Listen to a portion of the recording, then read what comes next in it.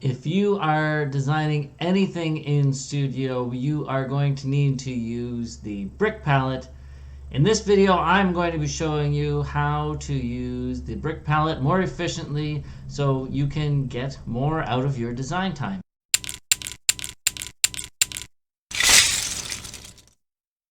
We're going to start with a very basic overview. The brick palette is located on the bottom of the screen in Studio.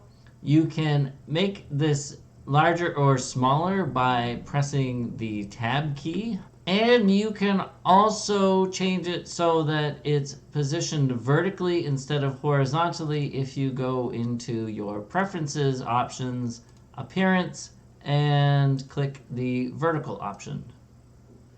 Before I get any further into talking about the building palette, I wanted to remind you about the Studio Lego Designers community on Facebook.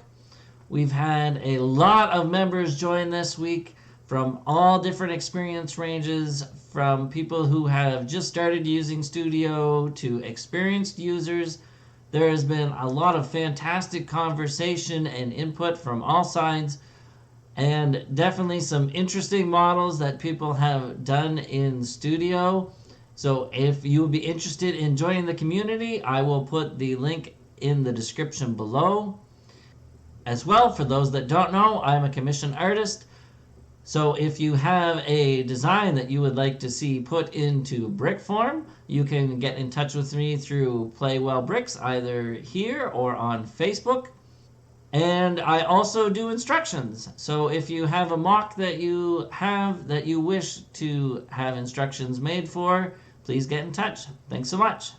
On the left side of the brick palette, we have our bricks sorted into various categories. These can either be categorized by shape or by the BrickLink category that they would be found in. How you have them categorized is of course dependent on what you are more comfortable with. And just above those list of categories, we have a drop down bar that gives a list of options that are available to show custom palettes and different views in the build palette window.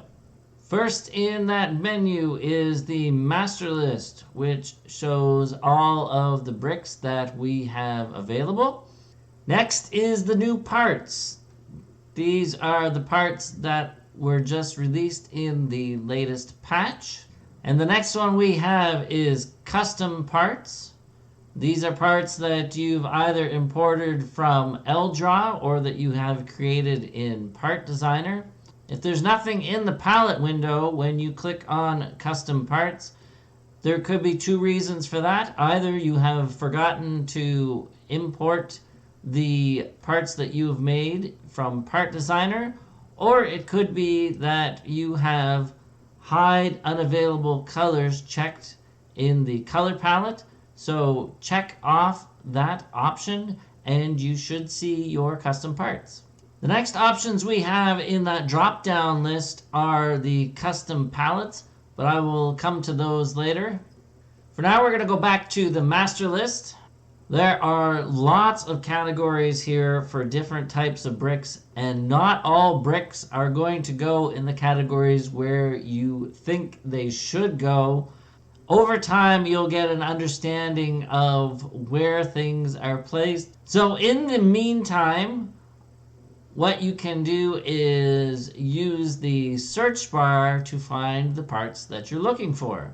For instance, let's say that you want to find a 4L lightsaber piece. In the search bar, you can either use letters or numbers. So let's just type 4L and see what that brings up. And we have a few options here, and right at the bottom we have our 4L lightsaber. Another we could try is to look for chain. This usually resides in an odd spot, so let's try chain, and we get a few options immediately. So that is a very fast way of finding the parts that you're looking for rather than trying to scan through all the categories. When using the search bar, you can also search by size. So 1x2 plate, for instance. All right, we'll move on to the color menu now. Inside the color menu, we have a few different ways of finding the color that we are looking for. We have the search bar at the top where we can type in our color. We have the color categories on the side, which group families of colors together. And as well, we have the scroll bar where we can scroll through all the list of available colors in the options that we chose. For an example of using the search bar versus the categories, we will find and place a 1x1 trans green plate. First, for our color, we will type trans in the search bar, trans green, and 1x1 plate. There we go. Now the same thing using categories. We'll go into our color palette, into the greens, and select trans green and plates and bring that up. So the time is about the same. But if you're looking for an obscure part, I would definitely recommend using the search bar option and choosing the colors whichever way you wish. Maybe there's a specific color that you're looking for that you can't find, and using the search bar might be more beneficial for you then. In the color menu, you can also add in your favorite colors that you wish to use. So you just select the color and then add favorite. You can also remove them in the same area. And on the very bottom of the color menu is the colors that are available in the design right now. This one is really useful, especially when you have a whole lot of different colors in a design and you want to quickly choose between them. The color palette down here only controls the bricks within the brick palette, and the color palette on the right side controls the bricks that are in the viewport. Often I will drag out bricks from the brick palette even if they're the wrong color and just change the color as I wish on the right side palette. I find it quicker than going into the color palette and waiting for all the bricks to load of that color, find the brick, pull it up. It's just easier to pull the brick up and change the color that way. A couple more things I want to tell you about the brick palette. One thing is to hide bricks that have duplicate older versions, unless of course you want to use them in your designs. For instance, there's two versions of 2453. There's the B version and there's the A version. In the numbering system, the lower the letter, the older the part. There's another way to tell which ones are older or newer. If you look at the prices for the parts, usually the older part will be the more expensive one. So to hide the part, you go into the brick palette window. You're going to right click on the part and click hide. When you have done that, if you go to the drop down menu again, there'll be a new option for hidden parts.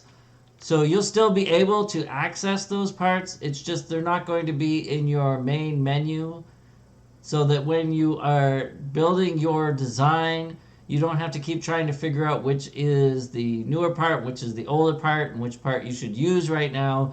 It will already be done.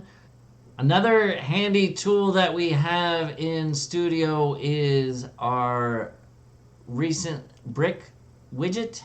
So if we click on View and Show Recently Used Parts, it comes up with a list of parts for us. This is a great little tool on the fly. You can pull bricks out just like you would in the brick palette, and the most recent brick will be in the very top window.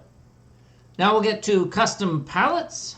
As I mentioned, they're in the drop-down menu on the left-hand side. There are two types of palettes that you can use.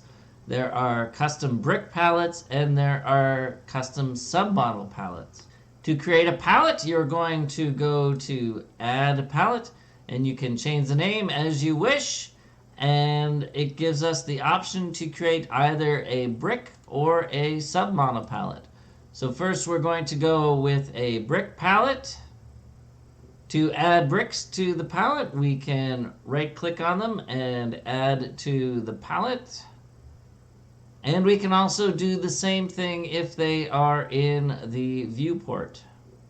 When you have added bricks to your custom palette, if you click on it, then that brick will appear in the brick palette window. In the custom palette options, you can also sort your bricks by their different colors. You can also create a custom palette by importing an official set or a Bricklink wanted list. If you go into the config option at the bottom, there's a drop-down menu that lets you choose which way you wish to create your palette.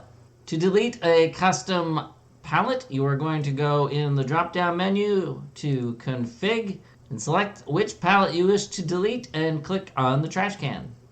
Next, we'll make a submodel palette. So add palette, submodel. Now you're going to have to first create a submodel in the viewport, and then you right click on the submodel and add to palette. Now when we go to our custom palette, we will have that submodel to drag out and use whenever we need it. Keep in mind, just like the custom parts, if you have the option to hide unavailable colors checked, you will not see your submodel, so make sure to uncheck that option. A couple other things you can do with the building palette is to make the icons smaller or larger. If you want to see all the options available within a category, then obviously you can go with the smaller icons. As well, you can change whether or not the bricks shown have decals on them, and you do this by clicking this little 1x1 brick up here. There's a pile of information that I've gone through, and I hope it's been able to help you to improve the efficiency of your design time so you can get more designing done. I've been asked to do a video exploring all the light options in the render engine, so that will be the next video that I do. Also, this week I'm going to be doing another summary of the patch released for April, so stay tuned for that one. I'm always open to hearing your suggestions on what I should do for videos, so if you have anything that you wish me to cover, either leave it in the comments section below or you can find me on Facebook. If this video has helped you out, please take the time to click the like button and subscribe. As well, share it around to those who also would benefit from it.